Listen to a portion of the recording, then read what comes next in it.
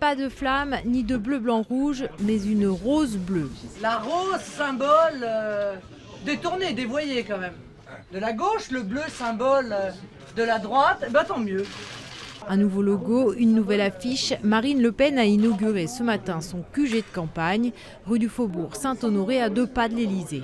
Ce qui est intéressant de ce positionnement, c'est qu'au soir du deuxième tour de l'élection présidentielle, Marine Le Pen n'aura qu'à faire 1,7 km pour se rendre sur son nouveau lieu de travail. Marion Maréchal Le Pen était la grande absente de cette présentation, officiellement en déplacement à Moscou.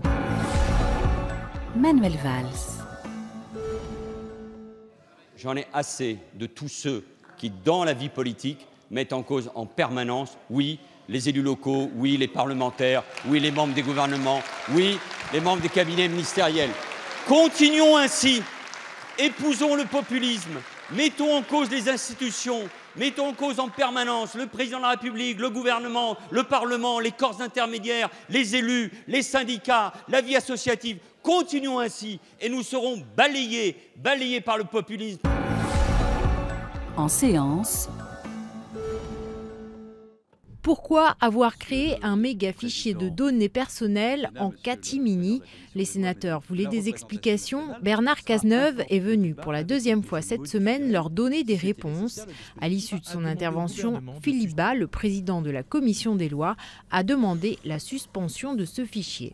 Nous ne sommes pas hostiles par principe à un fichier, mais nous disons pourquoi cette précipitation alors que des interrogations sur la sécurité de ce fichier, le risque qu'il soit dénaturé dans la pratique ou attaqué, ces risques n'ont pas été peut-être suffisamment évalués. En tout cas, nous ne considérons pas avoir eu des réponses suffisantes. Bernard Cazeneuve a annoncé qu'il consulterait l'Agence nationale pour la sécurité des systèmes informatiques avant de revenir devant le Sénat. Au Sénat. Ce n'est pas arrivé depuis 1992. Le budget ne sera même pas discuté en séance. Les sénateurs républicains, qui le jugent insincère et électoraliste, comptent poser une question préalable. Cette procédure permet de rejeter d'emblée le débat parlementaire.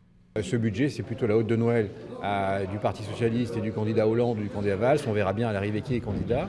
Mais que ça n'est pas un exercice qui permet au Parlement de se prononcer sur des vrais chiffres.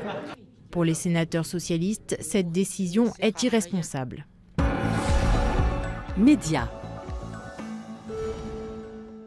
La fin de la grève la plus longue de l'audiovisuel privé. Les salariés d'ITélé vont reprendre le travail après 31 jours de mobilisation. S'ils n'ont pas obtenu le retrait de l'antenne de Jean-Marc Morandini, la direction leur a donné des garanties sur l'indépendance de la rédaction. On a obtenu ce qu'on a pu obtenir et que tout le monde est... Que moi, je suis fier d'y avoir été et que ce mouvement était à l'image d'ITélé. Fragile mais fort, déterminé jusqu'au bout et tous ensemble. Voilà. Une trentaine de journalistes ont annoncé qu'ils allaient quitter la chaîne.